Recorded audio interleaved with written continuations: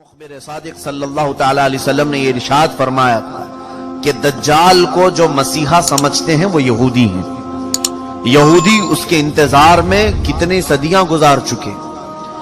आज में यहूदियों का एक कैलेंडर निकलता है जिसको वो गॉड कैलेंडर भी कहते हैं, खुदाई कैलेंडर कहते हैं। उस कैलेंडर को अभी 5777 साल गुजर रहे हैं, यानी तकरीबन 5500 साल पुराना एक कैलेंडर है। उस तारीख से आज भी यहूदी चल रहे हैं।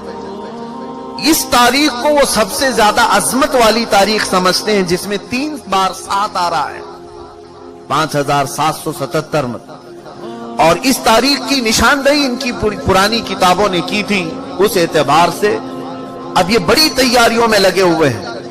मैं यहूदियों के टॉपिक पर अगर अर्ज करूं कई दिन चले जाएंगे, कई दिन, कि ये आज पूरी दुनिया को अपने शिकंजे में रखने के लिए, सारे इंसानों को अपने गुलामी का तौक पहनाने के लिए जो जो इन्होंने किया है वो हमारी सोच से भी बहुत दूर है। हमें वक्त कहां है ये सब चीजें पढ़ने का और सुनने का। गेम में मसरूफ करके जो हमें रखा है, हमें आपस के एक दूसरे की लड़ाइयों में जो मसरूफ कर रखा है, सोचने का भी वक्त नहीं दिया जाता। यहूदी अपने मसीहा का इंतजार कर रहे हैं, दज्जाल के आने का इंतजार कर रहे हैं, और वो इंतजार अनकरीब इनका खत्म होने वाला है।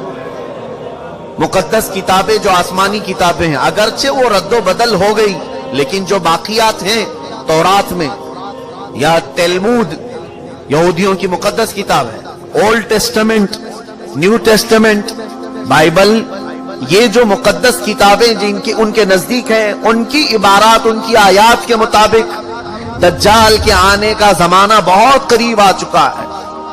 दुनिया के 3 बड़े मजहब, जिसमें ईसाई, मुसलमान, यहूदी, पुराने भी मजहब, ईसाइयों के नजदीक भी दज्जाल काफिर है, मुसलमानों के नजदीक भी दज्जाल काफिर है।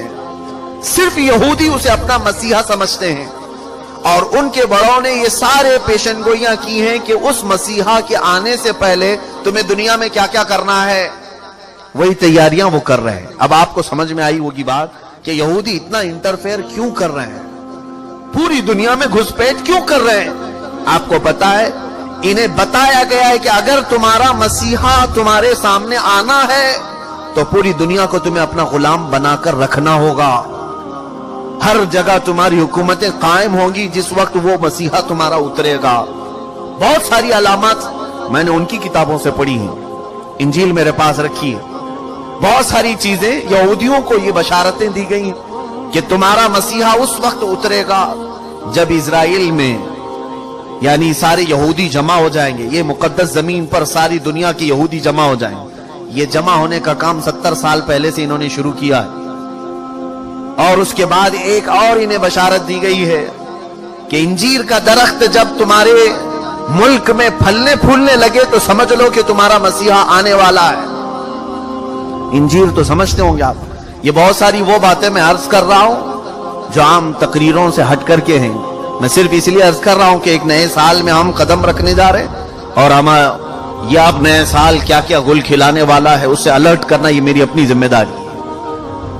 इंजीर आप जानते हैं, इंजीर के फल के मुतालिक मैंने तहकीक किया तो तकरीबन 1800 साल से इजराइल फिलिस्तीन की जमीन पर इंजीर का दरख्त उगा ही नहीं था। 1800 ईयर्स 1800 साल पहले से, और अब जाकर के फिलिस्तीन और इजराइल में कसरत से इंजीर के दरख्त उगने लगे और फल भी देने लगे। उनकी एक बशारत में यह भी लिखा गया है, इंजील में यह इबारत मौजूद है कि मसीह दरवाजे पर खड़ा होगा जब तुम्हारे यहां इंजीर फल देने लगे। मसीहा तुम्हारे दरवाजे पर खड़ा होगा। ये इबारतें पढ़कर मैं बहुत शौक हुआ। कितनी उसमें सच्चाई है वो अल्लाह बेहतर जाने।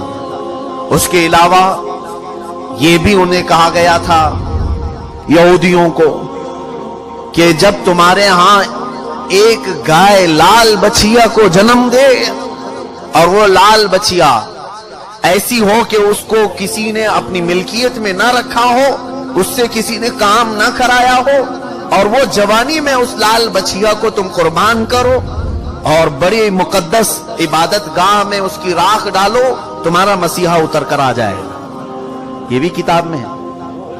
लाल बछिया, गाय की लाल बछिया, समझ रहे होंगे आप, एक बछड़ी।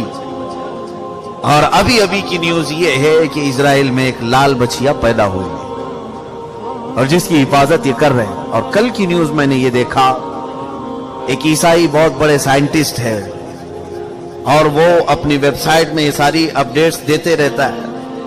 मैं इनकी सबकी खबरों को 100% यकीन के साथ नहीं बयान कर रहा हूं, महज मैं आपके दिमाग को करीब करना